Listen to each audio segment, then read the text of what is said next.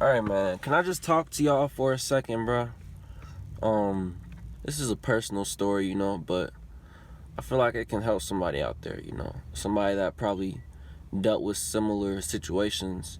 I'm gonna tell y'all about my semen retention story, right? How I came about it. In order to tell y'all this and tell y'all the impact that it made on my life, I gotta go back to where it all started, bro. Puberty hit, you feel me? 6th grade. I was 12 years old, 12, 13 years old. I got me an iPod this year. Everybody had like an iPhone or an iPod at this time. And I finally got an iPod. I was like, bro, this is dope. They don't even make iPods anymore, bro. That's crazy. But, I was learning about my body. I was going through puberty. I was trying to figure out what was going on in my body. So, that's when I first started masturbating. I first started, going ham on myself, you feel me? That's what I'm going to call it from now on, going ham on myself, because I don't really like saying masturbating too much on here. I don't know, it just sounds weird. Even though it is what it is, but,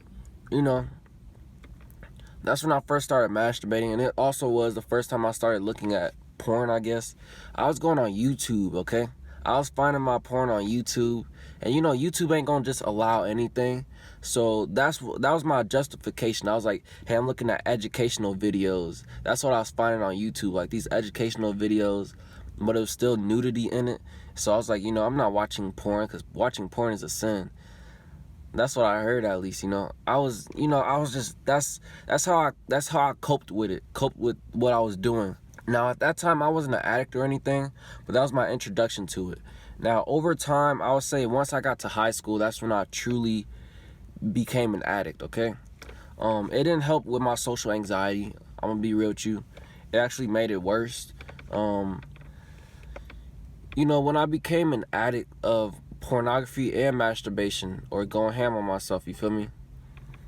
I didn't know that I was addicted, first of all. Nobody told me that I was addicted. Nobody really knew, because I'm not going around telling everybody, hey, bro, I be watching porn, bro. Ooh, that's fun. And even at that time, it was kind of understood that you do that as a teenager. It wasn't really, there wasn't much of a conversation saying like, hey, maybe you shouldn't do that because, it's not that healthy. I mean, people said watching porn can change the way that you perceive females, but I couldn't see it for myself. I was blind to everything I was doing. Like I said, I didn't know I was an addict, so, that's how I was. Once I made it to high school, I was doing it every day, every single day. It was like I didn't miss a day. Maybe if I was out of town, maybe I missed a day, okay? But that ain't no guarantee, which shows you how addicted I was to it.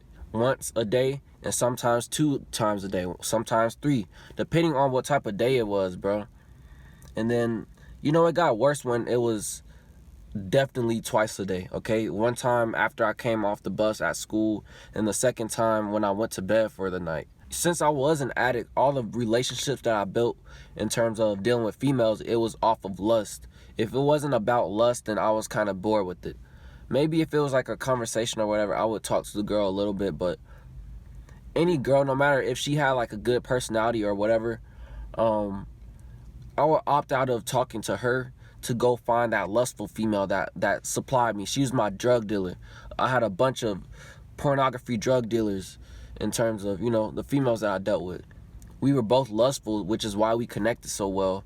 And, they sent me news and stuff. They sent me videos or whatever. And they knew what it was, bro. Like, that night I was gonna go ham. I was gonna go in on myself, you feel me? That's just the life I was living. That's the life that I chose to live. And I never really saw it as something that got out of hand. I just saw it as that's who I am now. I did it so often that it just became who I was. And just like any other drug addict, if I didn't do it for a while, I felt like there was something wrong with me, right? I would start bugging, bro. If I didn't masturbate for a day or something, I would start bugging. Like, that's how serious it was. And every female that I dealt with that was like my drug dealer, they were living that life too, to some extent. But it got to a point where I felt like that was their responsibility. Like they said, when you watch pornography a lot, it changes your mindset about how you view females. It changes your mindset about everything, about life. And it created a beast inside me. It created somebody that I didn't identify with. Like, it got to the point where I felt like their responsibility was to send me news, was to supply me with what I needed. Whenever I asked for it, I was like, I need to get it from you. And most of the time I did. And if they didn't, then I would ignore them. Okay, I would ignore them or be real brief with them. I would just be real butthurt about it until they sent it to me. And then I was like, okay, now we can have a conversation. And I built a lot of toxic relationships just off of my lust, just off of my addiction. And I got real angry, bro. I never saw myself as the angry type of person when I didn't, for any type of situation. But I got angry when I didn't get what I wanted. I got real emotional when I didn't get what I wanted. And I became really controlling to the females that I was dealing with. I felt like I had control over them. And I didn't really see them as human beings at the point. I didn't respect myself, so I couldn't respect anybody else. And I'm not proud of it either. It is what it is, though.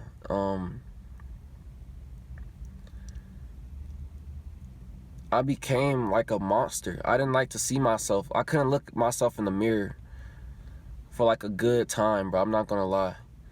No matter how attractive people might have told me I look or whatever, bro, like I couldn't look myself.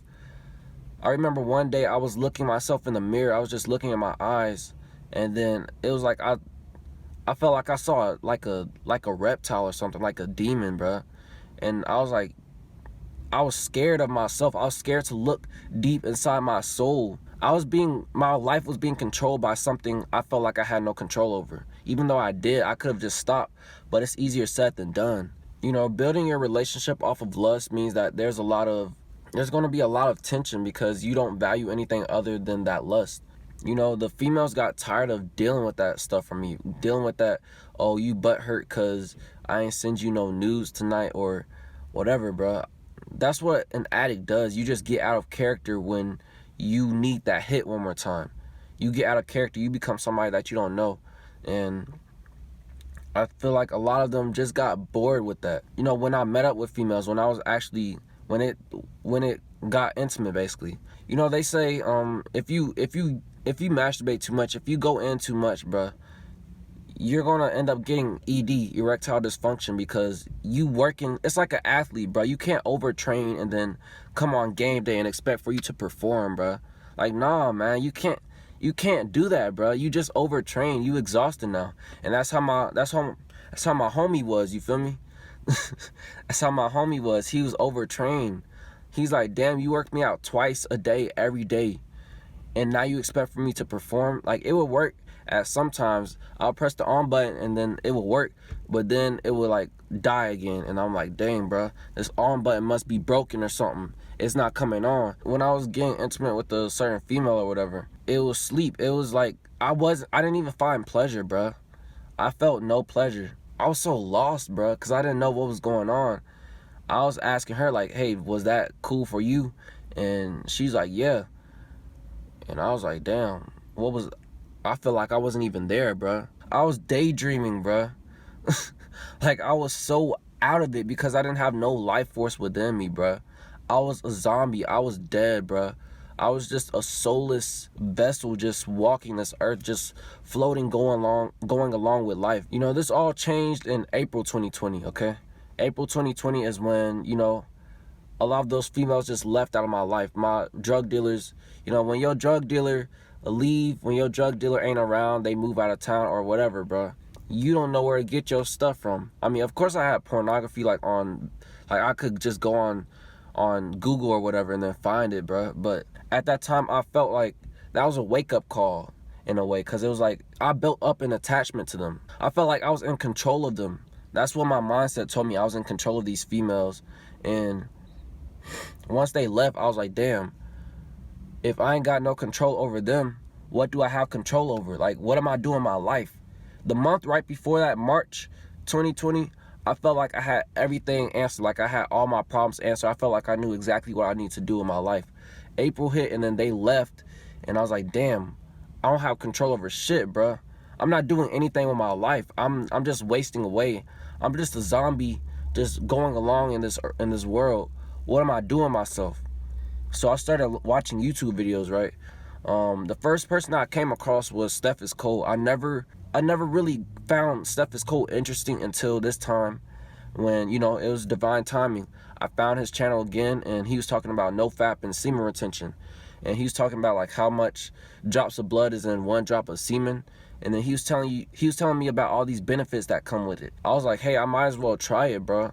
Like, I don't know what else I'm doing in my life. I might as well try it. And I did, you know. I tried it for 1 week, and I'm not gonna say it's the easiest thing, but I tried it and it worked. It was the right time for me to try it. That first week of May, I noticed my voice getting deeper, and I felt more confident.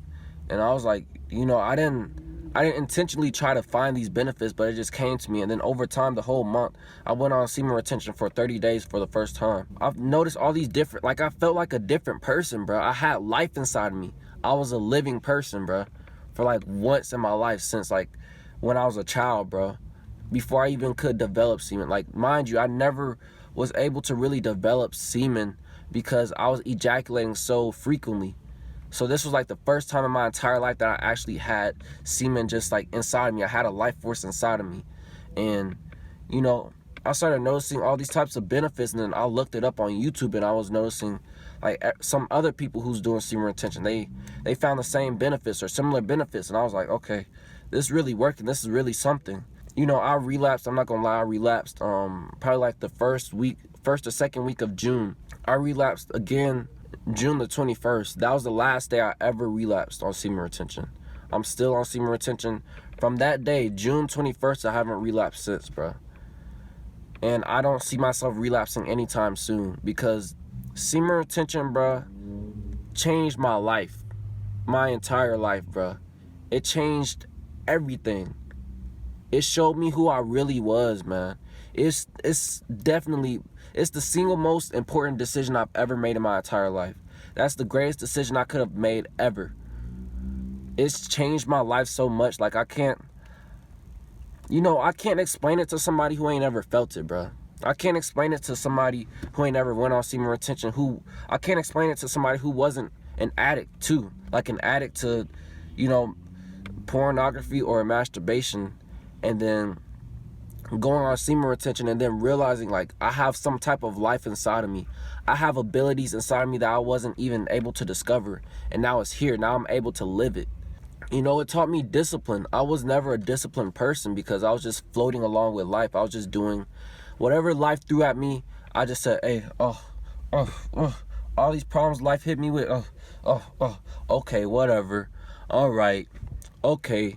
Life just messed me up, bro. Just beat me up. But nah, bro. After I started semen retention, I'm like, nah. I'm in control of my life. That's the thing that I'm in control of.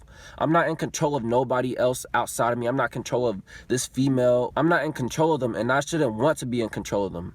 I should be in control of one thing, bro, and that's my decisions that I make. I can't control things that are outside of that, okay?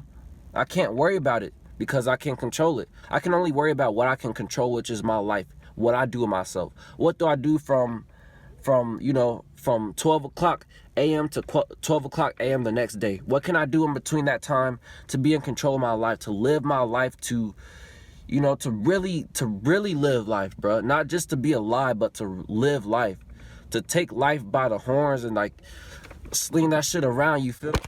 The phones fell because I was getting too intense.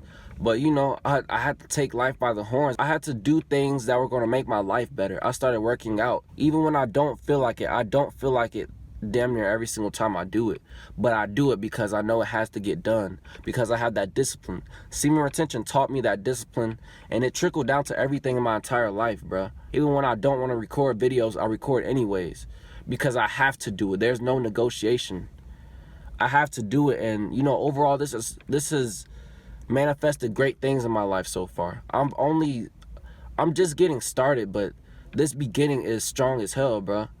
I couldn't have wished for a better start to anything than, you know, semen retention. Semen retention started my spiritual awakening, bro. It opened my eyes to the truth about things, the truth about life, man. that lustful creature that I was at one time, that very emotional and, you know, angry person when I didn't get what I want, like a little child, bruh.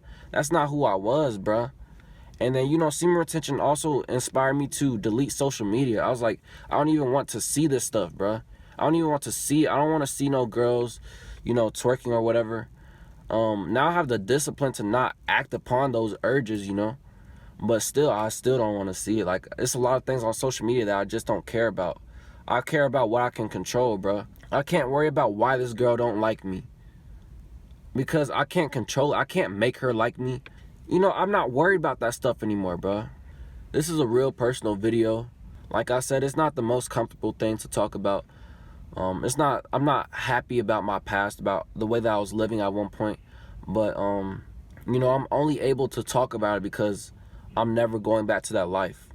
If I was considering going back to that life, I would have never spoke on it because, you know, I don't want anybody to hold me accountable. But I'm holding myself accountable that I'll never go back to that life. Like I said, semen retention is the greatest decision I made in my entire life. I would never throw that away for anything, bro. I won't throw it away over any female, bro. Over anything anybody tells me. I'm doing things bigger than I could have even imagined. I'm not saying that I have a bunch of money, because I don't. I'm not saying that I got a bunch of females just at my toes just waiting to, nah, bro, because I don't. But it's not about all these external things. It's about what's within. And inside, I'm more happier than I've ever been in my entire life. I can't even explain it, bro. I wish I could put it into words, but you just gotta feel it to understand it, bro. You gotta experience it to understand it. So yeah, bro. That's what I got for this video. Like it if you liked it. Dislike if you didn't like the video.